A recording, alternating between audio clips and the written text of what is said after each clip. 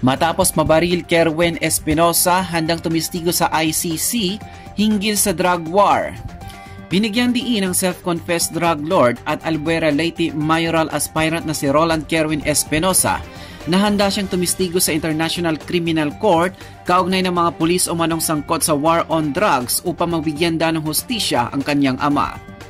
Sinabi ito ni Espinosa sa panayam ng mga mamamahayag na inilabas ng News 5 nitong Biyernes, Abril 11 matapos siyang makalabas ng ospital mula sa pagkakabaril habang nangangampanya nitong Huwebes ng hapon, Abril 10. Sa ngayon, sa nangyari sa akin, handang-handa akong tumistigo kahit na anong mangyari, lalo na para mabigyan ng hustisya ang aking ama na pinatay sa loob ng selda nang walang kalaban-laban, anya.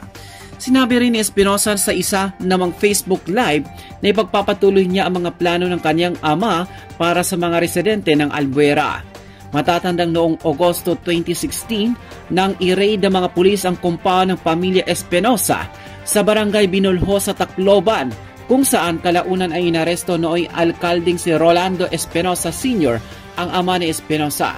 Nakulong si Espinosa Sr. sa kasong drugs sa Sub-Provincial Hill sa Baybay City, Leyte at pinatay siya noong Nobyembre 2016 sa gitna ng umano ng shoutout sa mga miyembro ng Criminal Investigation and Detection Group.